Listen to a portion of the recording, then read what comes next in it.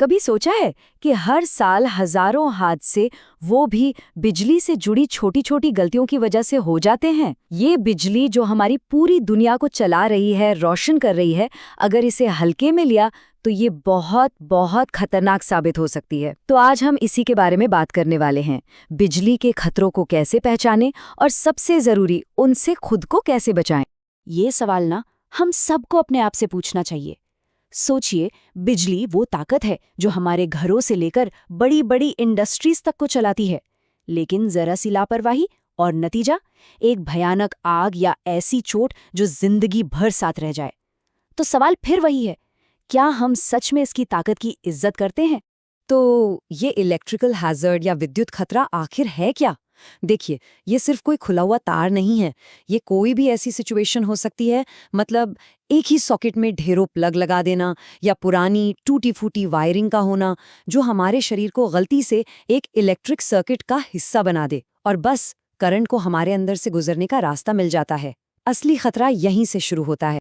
अच्छा, तो आज हम किन किन चीजों पर बात करेंगे, उसका ये रहा एक छोटा सा रोड मैप। हम शुरू करेंगे बिजली के दोहरे रूप को समझने से, फिर जानेंगे उन 4 बड़े खतरों के बारे में, हर एक से बचने के तरीके देखेंगे और आखिर में सेफ्टी को अपनी आदत कैसे बनाया जाए, इस पर बात करेंगे। जैसा हमने अभी बात की, बिजली जितनी जरूरी है उतनी ही खतरनाक भी, और इसके गलत इस्तेमाल के नतीजे बहुत गंभीर हो सकते हैं। बिजली के झटके से लेकर जलने और आग लगने तक, और ये किसी भी लेवल पर हो सकता है, एक छोटे से खराब उपकरण से लेकर एक बड़ी इंडस्ट्रियल दुर्घटना तक। इसी पावर और खतरे के बीच के बैलेंस को समझना सेफ्टी की तरफ पहला कदम है। तो चलिए अब सीधा उन मुख्य खतरों पर आते हैं जिनका हमें सामना करना पड़ सकता है। इन्हें ठीक से समझना ही इनसे बचने का पहला और सबसे जरूरी स्टेप है। आप इन्हें कहानी के 4 विलन की तरह समझ सकते हैं जिनसे हमें खुद को बचाना सीखना है। और ये हैं वो 4 बड़े खतरे: इलेक्ट्रिक शॉक यानी बिजली का झटका, बिजली से जलना, आग और विस्फोट, और शायद जिसके बारे में सबसे कम बात होती है लेकिन जो सबसे खतरनाक है वो है आर्क फ्लैश और आर्क ब्लास्ट। चलिए एक एक करके इन सबको जरा करीब से समझते हैं। ऐसा शायद ही कोई होगा जिसने कभी किसी उपकरण को प्लग से निकालते वक्त हल्का सा झटका महसूस न किया हो, है ना? तो चलिए सबसे आम खतरे से ही शुरू करते हैं, इलेक्ट्रिक शॉक। जब भी हम इलेक्ट्रिकल सेफ्टी के बारे में सोचते हैं तो सबसे पहले यही ख्याल आता है, और इससे बचने के तरीके जानना तो भाई बेहद जरूरी है। तो बिजली का झटका लगता कब है? ये तब होता है जब हमारा शरीर जाने अनजाने में एक इलेक्ट्रिक सर्किट का हिस्सा बन जाता है, मतलब करंट को बहने के लिए हमारे शरीर से एक रास्ता मिल जाता है, और इसका असर मांसपेशियों में हल्की सी ऐंठन से लेकर जानलेवा कार्डियक अरेस्ट तक कुछ भी हो सकता है। तो इससे बचे कैसे? देखिए, तरीके बहुत सीधे और असरदार हैं। सबसे पहली आदत, काम शुरू करने से पहले पावर बंद करना ही है। दूसरा, हमेशा इंसुलेटेड हैंडल वाले टूल्स का ही इस्तेमाल करें। और हाँ, ये चौथा पॉइंट, ELCB या RCCB, इसे तो स्टार मार्क कर लीजिए। ये असल में लाइफ सेवर्स हैं। इनका काम है सर्किट में जरा सी भी गड़बड़ी को पहचानना और फौरन बिजली काट देना, इससे पहले कि कोई बड़ा हादसा हो। समझिए, ये आपके घर के लिए एक 24 घंटे काम करने वाला इनविजिबल सिक्योरिटी गार्ड है। लेकिन बिजली का खतरा सिर्फ झटके तक ही नहीं है। अब हम उन खतरों की तरफ बढ़ते हैं जो बिजली की जबरदस्त गर्मी और एनर्जी से पैदा होते हैं। मेरा मतलब है जलना और आग लगना, जो उतने ही या शायद उससे भी ज्यादा खतरनाक हो सकते हैं। बिजली से जलना ये तब होता है जब स्किन सीधे किसी लाइव वायर या आग फ्लैश के कांटेक्ट में आ जाए, और ये कोई मामूली जलन नहीं होती। ये इतनी गहरी हो सकती है कि शरीर के अंदर के अंगों तक को बुरी तरह डैमेज कर सकती है। तो यहाँ बचाव का सबसे पहला और सुनहरा नियम है दूरी। चालू पैनल से हमेशा एक सेफ डिस्टेंस बनाकर रखें। आग से बचाने वाले PPE यानी पर्सनल प्रोटेक्टिव इक्विपमेंट पहनना एक मजबूत शील्ड की तरह है।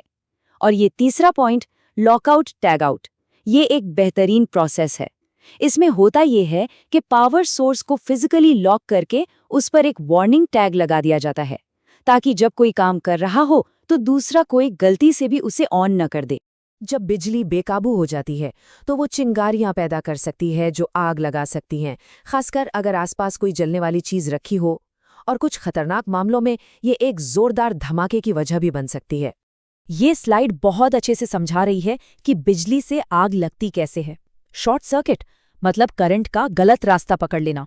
ओवरलोडिंग मतलब जब हम एक ही सर्किट से बहुत ज्यादा पावर खींचने लगते हैं, जैसे एक ही एक्सटेंशन बोर्ड में हीटर, केटली, चार्जर सब कुछ लगा देना। ढीले कनेक्शन चिंगारी और गर्मी पैदा करते हैं, और खराब इंसुलेशन वो तो समझिए सीधे सीधे नंगे तारों को दावत देना है। इनमें से कोई भी एक कारण एक बड़ी तबाही की वजह बन सकता है। और यहाँ आग से बचने के उपाय हैं। एक सॉकेट पर बहुत ज्यादा लोड मत डालिए। ये पक्का करें कि आपके फ्यूज और सर्किट ब्रेकर सही रेटिंग के हैं, ताकि ओवरलोड होते ही वो ट्रिप कर जाएं। जलने वाली चीजों को बिजली के सॉकेट और उपकरणों से दूर रखें। और हाँ, समय समय पर अपनी वायरिंग की जांच करवाते रहना प्रॉब्लम को शुरू होने से पहले ही खत्म कर सकता है। अब बात करते हैं सबसे विस्फोटक खतरे की, आर्क फ्लैश। ये कोई मामूली चिंगारी नहीं है। इसे ऐसे समझिए, हवा के जरिए बिजली का एक बहुत ही हिंसक धमाका। जब ये होता है तो एक पल के लिए वहां का तापमान सूरज की सतह से भी ज्यादा गर्म हो सकता है, और साथ ही एक जबरदस्त प्रेशर वेव निकलती है जो किसी को भी उठाकर दूर फेंक सकती है। नतीजा, बहुत गंभीर जलन, अंधापन और भारी तबाही। अब इतने बड़े खतरे से बचने के लिए सावधानियां भी खास चाहिए। सबसे जरूरी है एक सुरक्षित दूरी बनाकर रखना। आर्क रेटेड पीपीई खास तौर पर इसी तरह के धमाकों से बचाने के लिए बनाए जाते हैं। और पैनलों पर सही लेबलिंग होना ये सुनिश्चित करता है कि लोगों को पहले से पता हो कि वो कितने हाई वोल्टेज के पास काम कर रहे हैं। अच्छा, तो अब तक हमने खतरों को समझ लिया, उनसे बचने के तरीके भी जान लिए। पर चलिए अब एक कदम और आगे बढ़ते हैं। असली सेफ्टी सिर्फ नियम जानने से नहीं आती, ये आती है एक प्रोएक्टिव सोच बनाने से, जहां सुरक्षा हमारी एक आदत बन जाए, एक सोच बन जाए। यहाँ कुछ ऐसे रेड फ्लैग्स हैं जिन पर हमेशा ध्यान देना चाहिए। कटे फटे केबल, गीले हाथों से स्विच या उपकरण छूना, गलत अर्थिंग या काम चलाऊ जुगाड़ वाली वायरिंग, ये सब खतरे की घंटी है। ये संकेत है कि कुछ गड़बड़ है और इस पर फौरन ध्यान देने की जरूरत है। इन नियमों को ना अपनी पर्सनल सेफ्टी टूलकिट समझिए। स्टैंडर्ड ऑपरेटिंग प्रोसीजर यानी SOPs को हमेशा फॉलो करें। अर्थिंग जान बचा सकती है, इसे कभी नज़रअंदाज न करें। बिजली के सिस्टम पर सिर्फ ट्रेन्ड और ऑथराइज्ड लोगों को ही काम करना चाहिए। और डेंजर के साइन और बैरिकेडिंग ये सबको अलर्ट रखने के लिए होते हैं। आखिर में सारी बात इसी एक लाइन पर आ जाती है। ये सिर्फ नियम कानून के बारे में नहीं है, ये सीधे सीधे जिंदगियां बचाने के बारे में है। इन सावधानियों को अपनाकर हम सिर्फ अपनी नहीं बल्कि अपने आसपास के लोगों की भी जान बचाते हैं। और इसी सोच के साथ हम आज की इस बातचीत को खत्म करते हैं। जरा अपने चारों तरफ देखिए, चाहे आप घर पर हों या काम पर, क्या कोई एक भी ऐसी अनसेफ सिचुएशन है जिसे आप अभी पहचान कर ठीक कर सकते हैं? क्योंकि असली सुरक्षा जागरूकता से ही शुरू होती है। सुरक्षित रहिए।